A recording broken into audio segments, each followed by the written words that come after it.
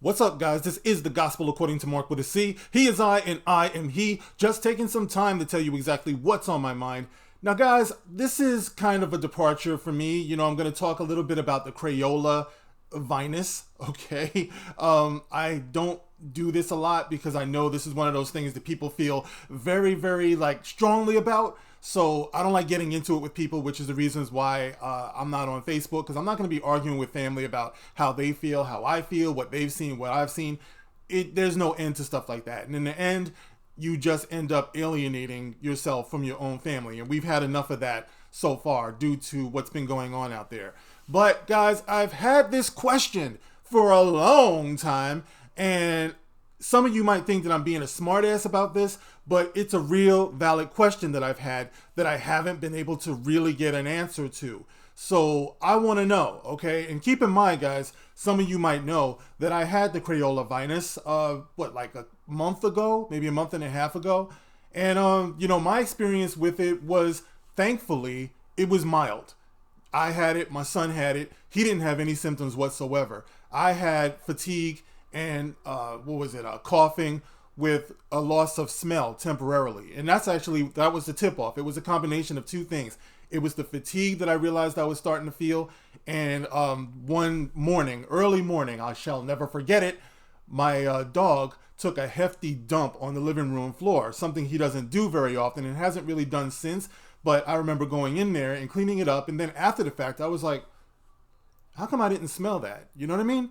So the combination of the two, when I went to go get it checked out what was going on, turns out that I had it, So, went through it for about the better part of 10 days. You got to isolate and stuff, and got back to normal. Thank God. Like I said, it was pretty mild. I mean, if anything, I got a ton of rest that I absolutely needed, because you guys know I work a whole hell of a lot. So it made me have to recharge my batteries. So, I came out feeling like, I felt invincible. So, got back to my normal routine and everything. Encouraged by the fact that once you've had it and you get over it, you recover from it, which the vast majority of people do. All due respect to those who have lost loved ones, and, rest in peace to those, who got it, really bad. Like I said, for me, it was mild, but I was also encouraged by the fact that you do have a degree of immunity for a short amount of time naturally. So your body goes through a natural period of remembering, the Vinous, and, just doing what God in nature intended for your body to do. You don't hear Fauci or a lot of people talking about that aspect of it. The people who have that, who have recovered from it, and they're going forward now in the immediate time afterwards with a natural immunity, whether it's stronger or weaker without the vaccine or whatever. Okay, that's up to you, But I'm not going to have that debate. But my question is this: since people are getting so crazy as far as mask wearing and just what you should do for your fellow man, if you really care about your fellow man and grandma and stuff like that. My question is, where is this degree of outrage? Where is this degree of urgency when it comes to all of the other ways that we affect each other's life and death and well-being in this world? All right. So like I said, I've had this question, and I just want to put it out there, and I want to get your thoughts on this. All right. I have a couple of examples, a couple of stats here. So maybe, you people out there, I said you people, I'm sorry. I didn't mean it. Don't cancel me, please. All right. But anyway, here's what my way of thinking. Okay. So the first one is, and rock with me here, y'all know where I'm going with this once you start hearing this. Nearly 1.25 million people are killed in car accidents each year. That means, on average, auto accidents cause 3,287 deaths per day. An additional 20 to 50 million people are injured or disabled. More than half of all road traffic deaths occurred among young adults ages 15 to 44. Okay, you can say that it's not the same as a disease or an illness or whatever, but that's not the point. The point is how we are responsible for one another's life and death and well-being and the price that we pay to have a free choice, a free will. If you want to drive, and that includes grandma, everyone's so worried about bringing it to your grandma. If you want to take grandma out for a ride, consider the stats. You're putting her in danger by doing that, okay? That's just a fact, but you have a choice, and I agree with that. The tobacco epidemic is one of the biggest public health threats the world has ever faced, killing more than 8 million people a year around the world. More than 7 million of those deaths are the result of direct tobacco use, while around 1.2 million are the result of non-smokers being exposed to second-hand smoke. So where's the outrage once again for people who are choosing? They're using their choice. Now keep in mind, this is not anti-vax, this is not anti-car travel, this is not anti-smoking. This is just me asking the question about why you don't have that same level of outrage about one person's choice in one particular set of situations and another person's choice with another set of situations and circumstances. This is by the World Health Organization, by the way. The other one was by medicinenet.com. All right. Actually, no, that other one was by, the World Health Organization. Okay, here's another one, guys. Seasonal flu kills 291,000 to 646,000 people worldwide each year, according to a new estimate that's higher than the previous one of 250,000 to 500,000 deaths a year. Medicine.net.com. Once again, all right, seasonal flu. It's an illness. It's contagious. No one is introducing a mask. No one is shutting down the economy. No one is attacking and judging people for choosing to get that vaccine, the flu vaccine, or not.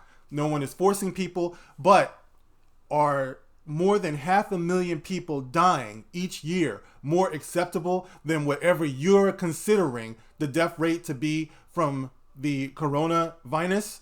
That's the question. That's the only question I'm asking here, all right? I'm just trying to work this thing out in my mind, okay? Obesity has reached an epidemic. It's reached epidemic proportions globally, with at least 2.8 million people dying each year as a result of being overweight or obese. I am such, okay? Once associated with high-income countries, obesity is also prevalent in low and middle-income countries. And this is also by the World Health Organization. Okay, once again, guys, what's the difference? What's the difference between choosing to wear a mask or get the jab and choosing the double quarter pounder with cheese? All right, it's big business. People sell. You can go ride past McDonald's right now, as a matter of fact, and it's wrapped around the building.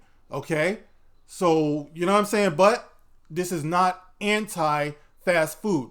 All right, I'm just talking. People have a choice. But you have all these millions of people who die every year. They are dead. They're in the ground. They're just as dead as somebody who dies from the Crayola virus. Okay, so what I'm saying is, where's the outrage? What's the difference? I just need someone to explain it to me. I don't want to argue. I just want a real objective explanation for what the difference is. People can affect other people's quality of life and the very length of their lives with these particular choices. All right, the same exact thing, if you ask me.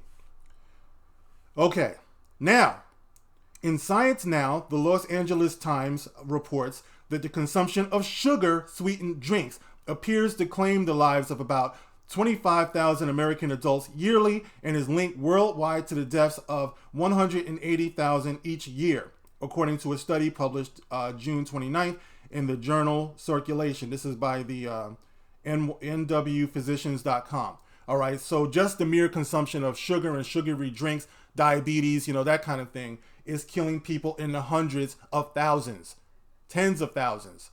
You know what I mean? Lives lost. We're talking about lives lost. Of course, once again, the choice to wear a mask, the choice to get the jab, and the choice to take a swig of lemonade. It's your choice. Either way, it's your choice. Why are people being attacked for one and not being attacked for the other is the question that I'm asking. What is the significant difference? You must be honest about this. I'm not trying to argue. I just want to know.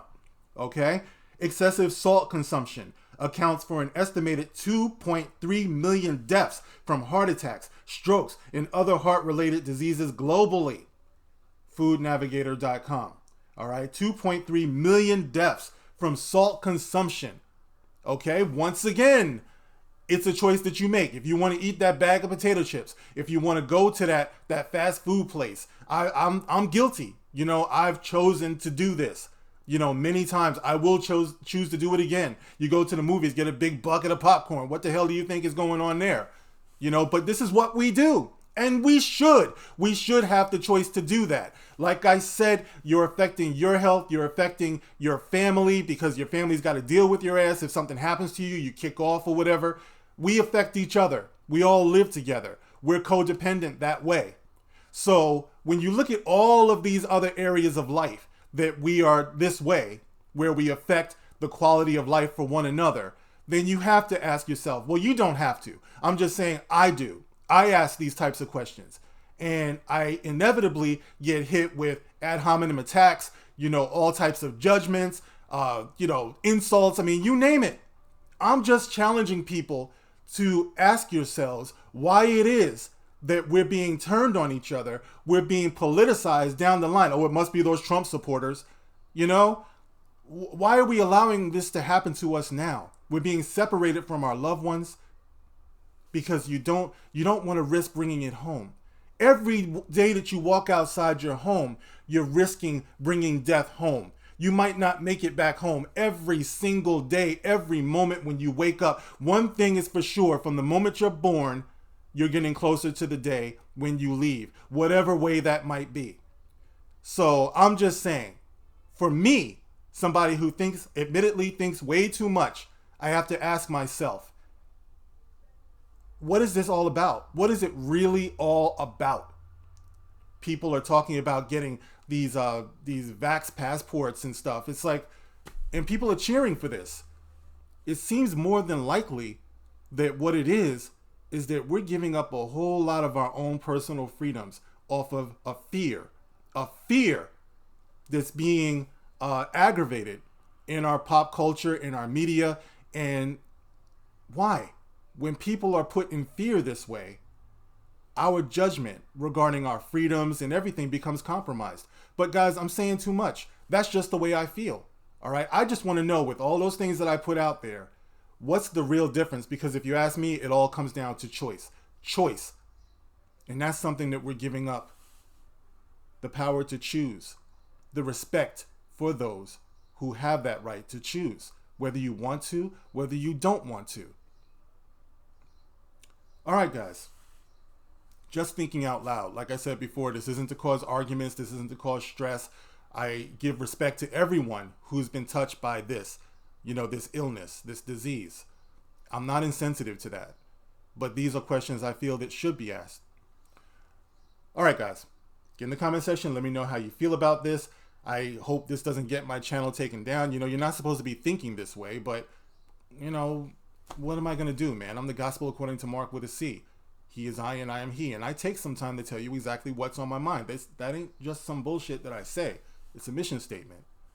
So like, share, subscribe. Catch me on Twitter. If not, I'll see you on the next one. Thank you, guys. This is the gospel according to Mark with a C. Rock on.